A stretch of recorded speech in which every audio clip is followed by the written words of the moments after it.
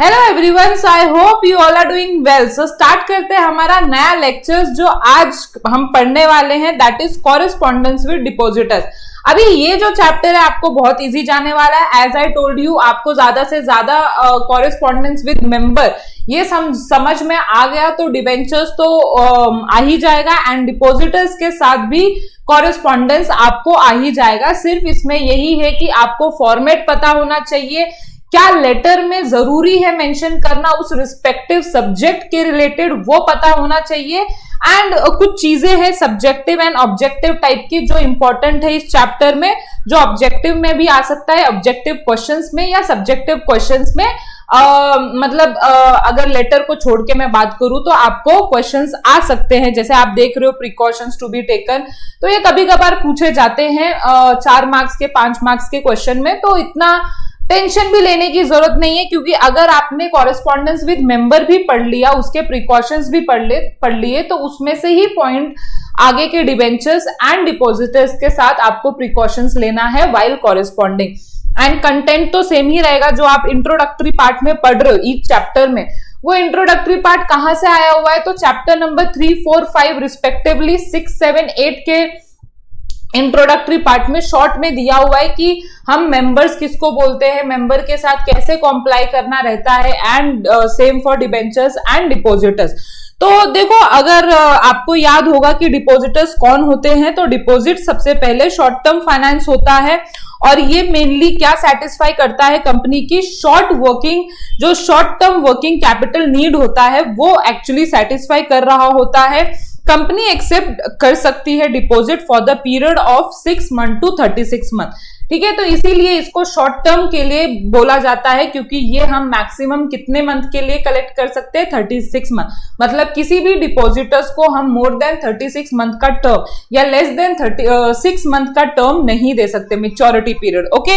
And इनको same as debenture holder हमको क्या पे करना पड़ता है, रेगुलर इंटरेस्ट पे करना पड़ता है at a fix rate along with the principal amount on maturity, okay.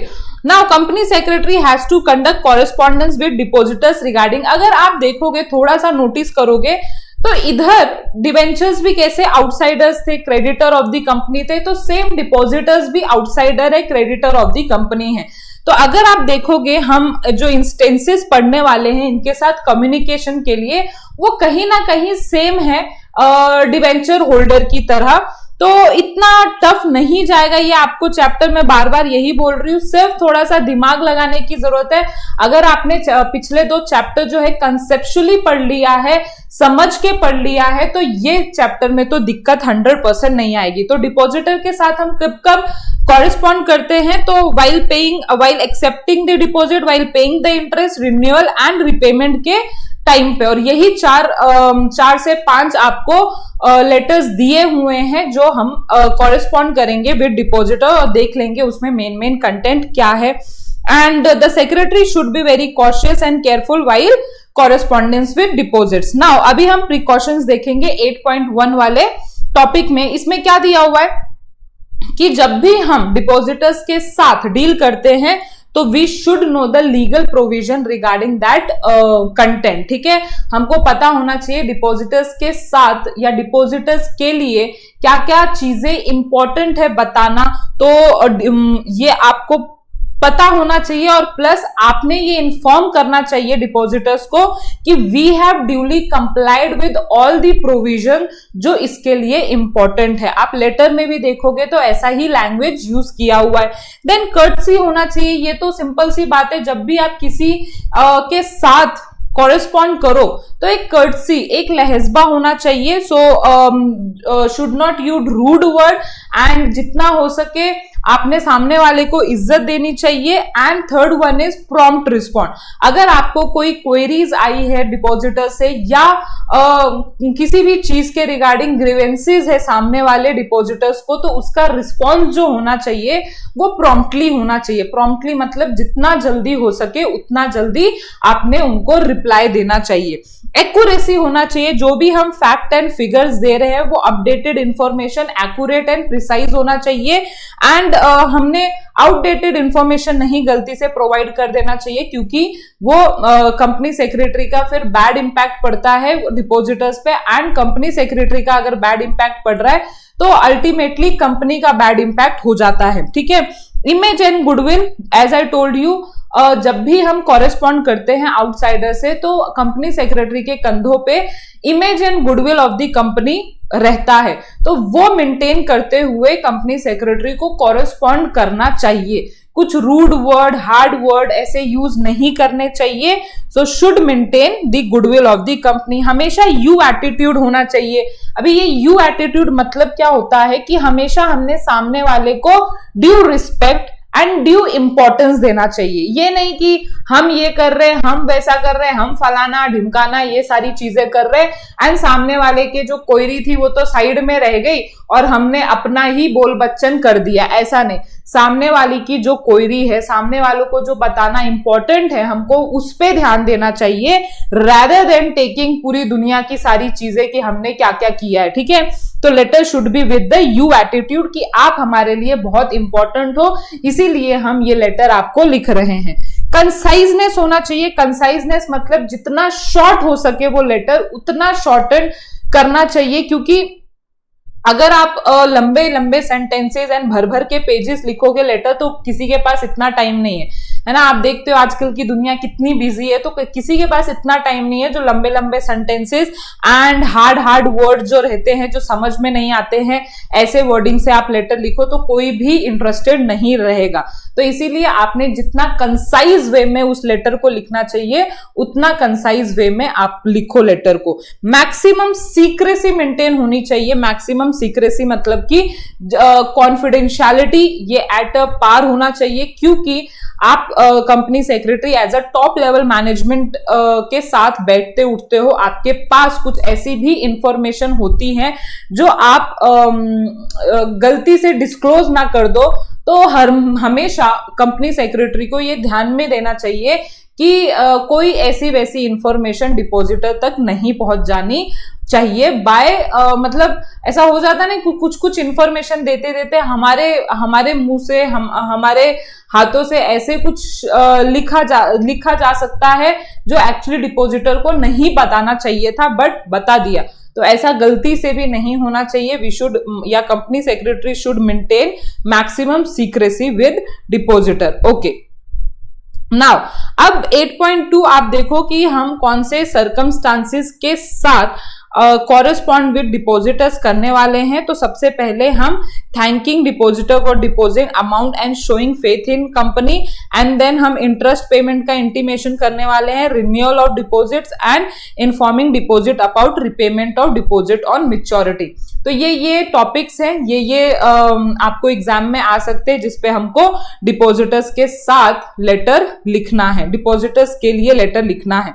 Now सबसे पहले स्पेसिमेन लेटर दिया हुआ है for thanking for depositing amount with our company. Simple सी बात है, कुछ डिपॉजिटर्स ने हमारे ऊपर एक ट्रस्ट दिखा के, एक फेथफुल ट्रस्ट दिखा के उन्होंने अपना जो पैसा है वो डिपॉजिट किया है हमारे कंपनी में। तो हम एज अ थैंकिंग लेटर भेज रहे हैं कि थैंक यू हमारे कंपनी में ट्रस्ट दिखाने के लिए, एंड वी होपिंग कि हम आगे जो भी काम करें आपके बेस्ट इंटरेस्ट के लिए काम करें, and we duly pay you the interest on time to time. And इसके साथ हम उनको डिपॉजिट नंबर, जो डिपॉजिट रिसीट होता है ना, हमने पढ़ा था कि इनको विद इन फ्यू डेज में हमको क्या देना पड़ता है, इनको डिपॉजिट रिसीट देना पड़ता है। तो थैंकिंग लेटर के साथ हम वो भी दे देंगे। मतलब एक थैंक का भी हो जाएगा काम, और ऊपर से हमारी जो मैंडेटरी रिक्वायरमेंट है कि हमने एज पर कंपनी लॉ इन्हें डिपॉजिट रिसीट देना चाहिए, तो वो भी हम इशू कर देंगे इस लेटर के साथ। तो मतलब कि लीगल प्रोविजंस भी फुलफिल हो गई और हमने उनको एज अ यू एटीट्यूड, मतलब कि आपने हमारे ऊपर ट्रस्ट दिखाया तो थैंक यू वेरी मच, ये थैंकिंग लेटर भी हो गया साथ में। तो फॉर्मेट तो आपको पता ही है। और इधर देखो उन्होंने क्या बोला है, जब भी हम डिपॉजिटर्स को रिसीट देते हैं तो वो विद इन कितने दिन में देना चाहिए, within 21 days from the date of acceptance of deposit. तो ये शेयर्स के केस में 2 मंथ है, डिबेंचर्स के केस में 6 मंथ है एंड डिपॉजिटर्स के केस में 21 डेज है। तो ये सारे डेज याद रखना, क्योंकि आपको ये डेज उसी हिसाब से कैलकुलेट करके इशू करना पड़ेगा, क्योंकि you have to follow provisions, जो लीगल प्रोविजंस होते हैं, है ना। Okay, now Guru industry limited, ये सारी चीजें आपको फॉर्मेट तो पता ही है। हम एंड डायरेक्टली आ जाते हैं सब्जेक्ट पे, thanking depositor for fix deposit dear sir. And उन्होंने बोला हुआ है कि आपका एप्लीकेशन आया था हमारे पास 5 अप्रैल को for investment 1 lakh in a fix deposit as per terms and condition stated in advertisement for the period of 2 year. ठीक है, तो जब भी हम पब्लिक को इशू करते हैं, पब्लिक को इन्वाइट करते हैं थ्रू एडवर्टीजमेंट इन्वाइट करते हैं, और उस एडवर्टीजमेंट में हम टर्म्स एंड कंडीशन भी मेंशन करते हैं कि हम कितने पीरियड के लिए डिपॉजिट इशू कर रहे। तो उन्होंने वही रेफर किया है कि आपने हमारे पास 1 लाख डिपॉजिट किया है as per the terms and condition which we have mention in the advertisement, और जो आपने डिपॉजिट सेलेक्ट किया है वो 2 इयर्स का है। And we are thankful to you for your initiative and trust shown in the depositing a substantial amount in our company. मतलब कि बहुत बड़ा अमाउंट आपने हमारे यहाँ डिपॉजिट के थ्रू सबमिट किया है, तो we are very thankful. Then next जो है वो डिटेल्स है। जैसे कि मैं हर वक्त बोलती हूँ कि जितना हो सके उतना टेबल के फॉर्म में आप इंफॉर्मेशन दो, तो वो रीडर के लिए भी बहुत अच्छा होता है ग्रैब करना, एंड हमारे लिए भी सारी चीजें मेंशन करना एक एप्रोप्रिएट जगह पे इजी हो जाता है। तो both sender and receiver should मतलब सेंडर एंड रिसीवर इन दोनों के लिए ये बेस्ट तरीका है कि जो डिटेल है वो टेबल फॉर्म में रहे। Now fix deposit receipt number जो हमने इशू किया है 678 है। आपने अमाउंट कितना डिपॉजिट किया है, पीरियड ऑफ डिपॉजिट क्या है, रेट ऑफ इंटरेस्ट क्या है, एंड बैंक डिटेल क्या है, जिस बैंक डिटेल से हमको आपका 1 लाख मिला है। तो सिटी बैंक से with this bank account. The board of director of our company express its gratitude for depositing money in our company. तो on behalf of board of director मैं express करना चाह रहा हूँ या करना चाह रही हूँ कि आपने हमारी कंपनी में ट्रस्ट दिखाया। We are very grateful to you, इस टाइप का वो उन्होंने बोला हुआ है। वी एश्योर कि हम आपको फ्यूचर में बेस्ट सर्विसेज दे, एंड फॉर कि आपने हमारे कंपनी में इतना ज्यादा कॉन्फिडेंस दिखाया, and thanking you, and then same your faithfully. And last में यस इनक्लोजर रहना चाहिए, भूलना मत। देखो थैंकिंग लेटर सिर्फ थैंक के लिए नहीं है, लास्ट में जैसे मैंने बोला कि आपको क्या इशू करना है, with in 21 days from the acceptance of deposit आपको मैंडेटरी होता है इशू करना फिक्स डिपॉजिट रिसीट नंबर 678। मतलब कि इधर जो मेंशन था वही नंबर मेंशन होना चाहिए कि हमने इस लेटर के साथ क्या अटैच कर दिया है, फिक्स डिपॉजिट रिसीट अटैच कर दिया है। प्लीज उसको भूल मत जाना, आप अपने तिजोरी में, आप अपने सेफ कस्टडी में उसे रखना है, क्योंकि ये मेच्योरिटी के टाइम पे यूज होता है आपको रिडेम्पशन या आपको रिपेमेंट देने के लिए। तो आपको ये वाला लेटर तो समझ में आ गया। नाउ नेक्स्ट लेटर जो है वो है पेमेंट ऑफ इंटरेस्ट। अभी जैसे डिबेंचर होल्डर के उस पे 2 इंटरेस्ट का पेमेंट था, एक तो इलेक्ट्रॉनिकली एंड एक through interest warrant. Interest warrant अगर आपको याद होगा तो मैंने आपको बोला था it is a physical way of paying the interest, and electronic bank के थ्रू होता है। तो सेम मतलब कुछ नहीं, इधर आप पढ़ोगे तो सेम है डिबेंचर्स की तरह कि आपको अमाउंट ऑफ डिपॉजिट मेंशन करना है, rate of deposit, gross amount कितना है, टीडीएस कितना डिडक्ट किया है अगर आपने डिडक्ट किया है, नेट अमाउंट कितना है। तो ये हमको टाइम टू टाइम जो इंटरेस्ट पेमेंट करना होता है उसका कॉरेस्पॉन्डेंस है, उसकी इंटीमेशन है कि हमने आपको इस पीरियड के लिए इतना इंटरेस्ट पे कर दिया है। तो ये सारी चीजें फिर से डिबेंचर होल्डर में तो किया ही किया है, अभी ये डिपॉजिटर्स में आप देख लो एक बार। तो मैं शॉर्ट में जितना हो सके उतना शॉर्ट में आपको ब्रीफ कर देती हूं, क्योंकि ऑलरेडी ये चीज डिबेंचर होल्डर के लेटर में कवर हो गई थी। तो सिर्फ इतना ही याद रखो, उधर हम डिबेंचर होल्डर की तरह को पेमेंट कर रहे थे, इधर हम डिपॉजिटर्स को पेमेंट कर रहे हैं, बाकी कोई डिफरेंस नहीं है।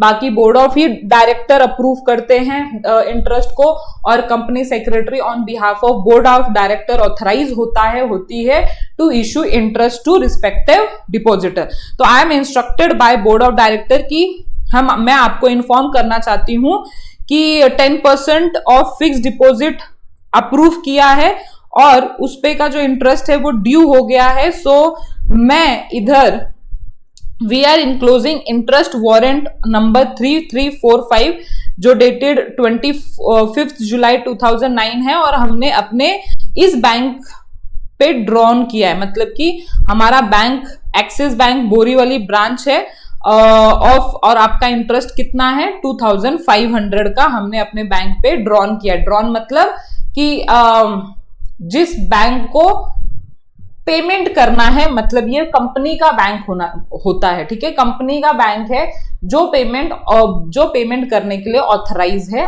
आपको, ठीक है। Your company has complied with, मतलब सेम कि आपकी कंपनी ने सारे प्रोविजन जो भी रिलेटेड थे पेमेंट ऑफ इंटरेस्ट के लिए वो फुलफिल कर चुके हैं। सो डिटेल्स क्या है, तो interest warrant number as mentioned above हमने दिया था। फिक्स डिपॉजिट रिसीट नंबर क्या है, मतलब हम किस पे आपको ये इंटरेस्ट पे कर रहे हैं। कभी कभी ऐसा भी हो सकता है कि एक डिपॉजिटर का 2-3 डिपॉजिट रिसीट हो, इसीलिए हम आपको ये मेंशन कर रहे हैं कि कौन से फिक्स डिपॉजिट पे हम अभी आपको इस टाइम पे कर रहे हैं। तो number is this, deposit amount आपका इतना है, रेट ऑफ इंटरेस्ट 10% है, ग्रॉस अमाउंट 2500 है, total gross amount of interest TDS no obliged इसमें नहीं है, नेट अमाउंट इतना, मतलब ग्रॉस अमाउंट से टीडीएस अमाउंट जब भी डिडक्ट होता है तो हम उसे नेट अमाउंट बोलते हैं, बट इधर 0 है तो इसीलिए उधर 2500 आया है, और हमने इंटरेस्ट वारंट इसके साथ अटैच किया है। तो ड्यूली आप देखो और उसको बैंक में लेके जाओ चेक की तरह, और हमारे एक्सिस बैंक से आप पैसा विड्रॉ कर सकते हो अपने बैंक के थ्रू। तो प्लीज देख लेना, हमारा इंटरेस्ट वारंट हमने अटैच कर दिया इस लेटर के साथ, और जब भी आप डिटैच करो please detach it from perforated line. Perforated line मैंने आपको बोला था कि कैसे होता है वो, ताकि आप डिटैच इजिली कर पाओ, इसलिए दिया जाता है। तो वही चीज उन्होंने मेंशन की है, बाकी सेम फॉर्मेटिंग की ही चीज आई है, ठीक है। तो मेन क्या है, आपका कंटेंट जो डिफर कर रहा है, बाकी कुछ नहीं, यही चीज मैं आपको बता रही हूँ। Okay, now next one is electronic payment of interest, payment through electronic mode, ECS and NFT। अभी दोनों ऊपर वाले लेटर और नीचे वाला लेटर सेम है, दोनों पेमेंट ऑफ इंटरेस्ट के बारे में बोल रहा है, बट इधर डिफरेंस क्या है कि ऊपर वाला जो है वो फिजिकल पेमेंट, मतलब कि चेक की तरह पेमेंट है, और ये बैंक के थ्रू पेमेंट है। तो अगर आप देखोगे तो इधर तक तो कंटेंट सेम ही आएगा ऊपर, है ना, सिर्फ इंटरेस्ट वारंट नंबर की जगह पे बैंक डिटेल आना चाहिए अगर आप वही कॉपी पेस्ट करना चाहते हो। तो डिटेल ऑफ इंटरेस्ट देख लो, तो इधर आप ऐड कर सकते हो एक कि आपके हमने कौन से बैंक अकाउंट में पैसा डाला है, bank name and bank account. अगर आप ये ऐड कर देते हो, ठीक है, अगर आप ये ऐड कर देते हो इसमें, तो कोई जरूरत नहीं है, कोई टेंशन की बात नहीं है, इन्होंने नहीं किया है मतलब ऐसा नहीं है स्ट्रिक्टली नहीं करना है आपको। तो ये इलेक्ट्रॉनिक पेमेंट का मेथड है, तो इलेक्ट्रॉनिक पेमेंट में तो ये बताना जरूरी था ना कि हमने आपके कौन से बैंक अकाउंट में क्रेडिट किया है। तो वही सारी चीजें हैं, बाकी तो कंटेंट वाइज सेम ही रहेगा कि बोर्ड ऑफ डायरेक्टर ने आपको मैसेज देने के लिए बोला है, इस बोर्ड मीटिंग के तहत आपका इंटरेस्ट जो है वो रेजोल्यूशन में पास हुआ है, and your company has compiled and deposit का जो डिटेल्स है वो as follows, and we have credit the said interest to your bank account as per the detail provided by you by the company. तो आप अगर ये detail जो है इधर मेंशन कर देते हो तो कुछ बात बिगड़ती नहीं है और अच्छा लगेगा लेटर। अगर स्पेस होता है तभी आप मेंशन करो एग्जाम में भी। नेक्स्ट लेटर को देखते हैं, तो नेक्स्ट लेटर है third one, that is renewal of deposit. अभी ये रिन्यूअल ऑफ डिपॉजिट क्या होता है, तो कभी कभार जो डिपॉजिटर्स है वो इंटरेस्टेड रहते हैं कंटिन्यू करने में उनका जो डिपॉजिट्स रहता है, क्योंकि हो सकता है उन्हें अच्छा इंटरेस्ट आ रहा हो, कंपनी भी उस चीज के लिए रेडी है रिन्यू करने के लिए with same terms and condition या with different terms and condition. तो ऐसे म्यूचुअल कंसेंट पे हम डिपॉजिटर्स जो है वो ऐसा कर सकते हैं कि वो अपने डिपॉजिट्स को रिन्यू कर सकते हैं, मतलब ही कंपनी में कंटिन्यू कर सकते हैं। फॉर एग्जाम्पल 2 ईयर का टेन्योर था ओरिजिनल डिपॉजिट्स का, 2 ईयर खत्म हो गया और 2 साल के लिए वो कंटिन्यू करना चाहते हैं, तो ऐसा कंपनी कर सकती है। तो वही चीज दी हुई है कि जो ओरिजिनल टाइम है, ओरिजिनल टाइम खत्म होने के बाद आप न्यू टाइम के लिए भी डिपॉजिट्स रख सकते हो। तो इस लेटर में हम देखेंगे कि जो डिपॉजिटर्स है उसने वो लेटर ऑफ रिन्यूअल जो है उस चीज को अप्लाई किया है, मतलब ही और she wants to continue the deposits with the same company with some different term and condition या डिफरेंट टर्म एंड कंडीशन वो देखेंगे, लेकिन वो कंटिन्यू करना चाहते हैं। तो उसके लिए क्या करती है कंपनी, बोर्ड रेजोल्यूशन लेती है, अप्रूवल लेती है और ये इन्फॉर्म करती है कि हमारे बोर्ड अप्रूवल के अनुसार आप हमारे कंपनी में कंटिन्यू रह सकते हैं एंड क्या न्यू टर्म्स एंड कंडीशन है वो आपको इस लेटर के थ्रू इन्फॉर्म कर दिया जाएगा। तो सेम जो अपना फॉर्मेट है and subject and dear madam and then we are hereby acknowledge the receipt of your application, मतलब कि उन्होंने बोला है कि आपका लेटर हमें मिला ये बोलते हुए कि आप रिन्यू ऑफ डिपॉजिट करना चाहते हो of 1 lakh for further 2 years, ठीक है। सो अलोंग विद एप्लीकेशन हमने आपका जो ओरिजिनल एफडीआर है वो भी रिसीट हमको रिसीव हो गया है, मतलब जो आपने हमको renewal of letter of renewal के साथ हमें भेजा है वो पुराना वाला रिसीट भी मिल चुका है, which is numbered this and same has been placed before the board for a consideration, मतलब कि बोर्ड के सामने ये रखा गया है और पूछा गया है कि क्या हम ये रिन्यू कर सकते हैं। तो बोर्ड डायरेक्टर के हिसाब से और रेजोल्यूशन के हिसाब से बोर्ड मीटिंग हुई 17 मार्च को और उसको आपके जो डिपॉजिट्स है उसको रिन्यू कर दिया गया है on same terms and condition. उन्होंने क्या अज्यूम किया, इधर सेम टर्म्स एंड कंडीशंस के साथ हमने आपका जो लेटर है वो कंटिन्यू किया है। और डिपॉजिट रिसीट नंबर क्या है, तो जो नया वाला डिपॉजिट रिसीट नंबर है वो है 5925 and enclose along with this letter. और इस लेटर के साथ हमने आपका जो नया वाला एफडीआर है वो हमने इनक्लोज कर दिया है, प्लीज फाइंड दैट, मतलब कि ओरिजिनल वाला तो अब नो यूज, क्योंकि वो कंपनी में अब कंपनी कैंसिल कर चुकी है। अब हमने नया वाला लेटर जो है वो आपको दे दिया है जो इस लेटर के पीछे अटैच है। सो लास्ट में वही अपना format and thanking you and ये letter finish. Now next letter is, now जो लास्ट हम लेटर देखने वाले हैं वो है रिपेमेंट ऑफ डिपॉजिट्स, मतलब कि ना ही depositor is interested in renewal, continue नहीं करना चाहता है, तो लास्ट ऑप्शन यही बचता है कि कंपनी जो है डिपॉजिटर को उनका पैसा वापस दे दे टाइम पे, मेच्योरिटी डेट पे। तो वही बोला गया है कि आपको टाइम पे पैसा पेमेंट करना पड़ेगा। अगर डिफॉल्ट होता है तो डिफॉल्ट के लिए आपको पेनल्टी लगाई जा सकती है, इसीलिए रिपेमेंट तो करना ही पड़ेगा। और उस चीज के लिए आपको एक इंटीमेशन दिया जाता है कि हम जो कंपनी है that is we have repaid you this amount, जो आपने हमें कुछ सालों पहले as a deposit money submit किया था। तो प्लीज फाइंड एंड सेम जो टेन्योर रहेगा, फिक्स डिपॉजिट रिसीट नंबर रहेगा, वो सारी चीजें जो है वो मेंशन की जाएगी इस लेटर में।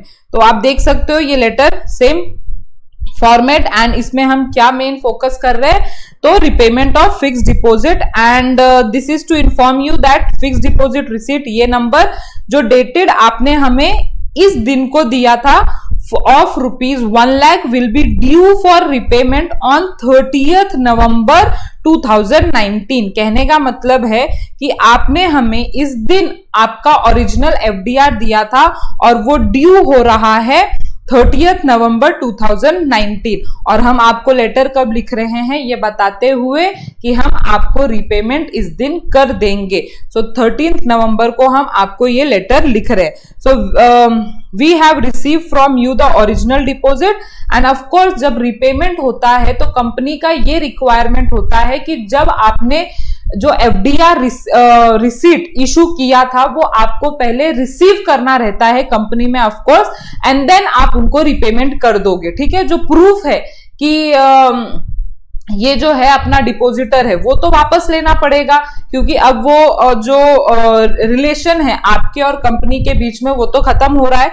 तो ऐसा उसमें अज्यूम किया है कि जो सामने वाला डिपॉजिटर है उसने वो original fix deposit receipt submit कर दिया है और duly discharge along with the instruction for the repayment. The board of director जो है उन्होंने रेजोल्यूशन पास कर दिया है 12 नवंबर को, मतलब ये लेटर में 13 नवंबर को लिख रही हूं, तो 12 नवंबर को बोर्ड ऑफ डायरेक्टर ने ये रेजोल्यूशन पास कर दिया है कि आपके डिपॉजिट मनी जो है वो रिडीम कर दिया जाए। और उसका डिटेल इस हिसाब से है कि आपने हमारे पास 2 साल के लिए डिपॉजिट सबमिट किया था, उसका नंबर ये है, डिपॉजिट अमाउंट ये है, लास्ट में जो ड्यू 1 साल के लिए, मतलब हर साल तो हमने आपको इंटरेस्ट पे कर दिया है, लेकिन मेच्योरिटी के टाइम जो इंटरेस्ट रिमेनिंग है वो उसका 10%, दैट इज 20, एक्चुअली इधर 20% होना चाहिए, नहीं, उन्होंने ऐसा अज्यूम किया है कि उन्होंने एवरी ईयर इंटरेस्ट पे नहीं किया है, उन्होंने 2 साल के लिए एक साथ मेच्योरिटी के टाइम पे ही इंटरेस्ट पे किया है, इसीलिए उन्होंने 2 ईयर का पेमेंट जो है इधर काउंट किया है। मतलब इसका कैलकुलेशन होगा 1 लाख इंटू 10% इंटू 2 ईयर। ठीक है, अगर आप इसको देखोगे तो ये 20,000 आएगा, एंड 20,000 मेच्योरिटी अमाउंट कितना बनता है आपका 1 लाख, दैट इज एफडीआर की अमाउंट एंड 20,000 ऊपर का इंटरेस्ट की अमाउंट, और टीडीएस किस पे डिडक्ट होगा, ओनली 20,000 10% के हिसाब से। ठीक है, अब मैं आपको हर वक्त बताती हूं कि जब भी 5,000 के ऊपर इंटरेस्ट जाता है तो यू शुड डिडक्ट टीडीएस। तो इधर इन्होंने यही किया है, 5,000 बड़ा अमाउंट है तो टीडीएस डिडक्ट करना पड़ता है, तो 2,000 दैट इज 20,000 पे 10% डिडक्ट किया है। और नेट अमाउंट कितना होगा, तो यू कैन सी 1,20,000 हमें डिपॉजिटर्स को देना था, उसमें मैंने 2,000 डिडक्ट किया एंड 1,18,000 रिमेनिंग अमाउंट बचता है। एंड ड्यू डेट क्या है आपका, जहां पे हमको पे करना है, जिस दिन हमें पे करना है, इट इज 30th नवंबर। तो हमने इधर आपको क्रॉस चेक, इस लेटर के साथ क्रॉस चेक हमने आपको इशू किया है, bearing number this dated 30th November, drawn on Maharashtra bank, Shivaji Nagar Pune. मतलब ये बैंक का जो कंपनी है उसके बैंक डिटेल्स है, कंपनी के बैंक डिटेल्स है कि हमने आपको जो क्रॉस चेक दिया है वो बैंक ऑफ महाराष्ट्र का दिया है। तो आप अपने कोई भी बैंक में जाके, कोई भी शाखा में जाके ये चेक सबमिट कर सकते हैं, जिससे कि हमारी बैंक आपको पेमेंट दे देगी।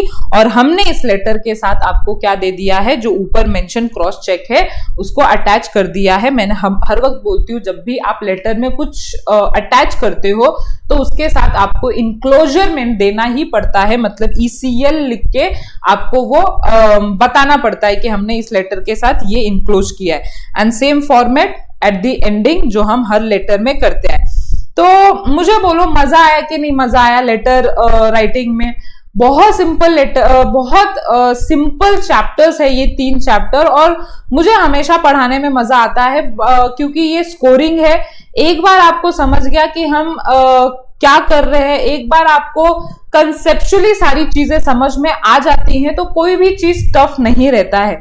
मोस्ट बच्चों का कंप्लेंट रहता है कि मैम हमको थ्योरी सब्जेक्ट जम नहीं रहा है, अकाउंट्स तो हमको आ जाता है, पर थ्योरी सब्जेक्ट में प्रॉब्लम आती है। वो आएगी ही आएगी, क्योंकि किसी को भी लर्निंग करना पसंद नहीं रहता है। हमारा माइंडसेट होता है कि हमको लर्न नहीं करना है। तो लर्न आपको रटना नहीं है, आपको समझ के अगर आप पढ़ते हो तो आपको इजीली आ जाता है। तो आपको ये वीडियो कैसे लग रहे हैं कमेंट करके जरूर बताना, मैं हर एक लेक्चर में जरूर बोलती हूं। तो ये था हमारा ये जो अपना लेटर राइटिंग पे लास्ट चैप्टर था। इसके बाद हम धीरे धीरे सारा सिलेबस कवर करेंगे। सिर्फ यही है कि आप लोग इस वीडियो को अच्छी तरह से देखो, समझो, पढ़ो और सबसे ज्यादा मार्क्स लेके आओ महाराष्ट्र में। मेरे यूट्यूबर्स अगर ऐसे रहें, मेरे यूट्यूब स्टूडेंट अगर ऐसे रहेंगे तो मुझे जरूर खुशी मिलेगी। एंड पढ़ो अच्छी तरह से, कोई डाउट आता है तो जरूर पूछो। एंड मिलते हैं अब हम नेक्स्ट लेक्चर में विद न्यू चैप्टर। देखते हैं कौन सा चैप्टर हमें स्टार्ट करना है, इजी वन या टफ वन। तो इधर थोड़ा मैं सीक्वेंस चेंज कर सकती हूँ आपको पढ़ाने का, तो जो भी रहेगा सीक्वेंस पढ़ना तो हमको सभी है, लेकिन थोड़े सीक्वेंस चेंज हो सकते हैं। यस, सो एंड करते हैं इस वीडियो को। Till then bye bye. अगर आपको ये वीडियो पसंद आया है तो जरूर लाइक कर देना, कंटिन्यूस नोटिफिकेशन के लिए चैनल को सब्सक्राइब कर देना, मैक्सिमम फ्रेंड को शेयर कर देना। और अगर आपको इस वीडियो में कुछ अच्छी बातें लगी हो या आपको कुछ सजेस्ट करनी हो तो जरूर हमें कमेंट करके बताना। और हमारे ये कुछ सोशल मीडिया अकाउंट्स है जहां पे आप हमें फॉलो कर सकते हो। So till then see you in next lecture. Bye bye.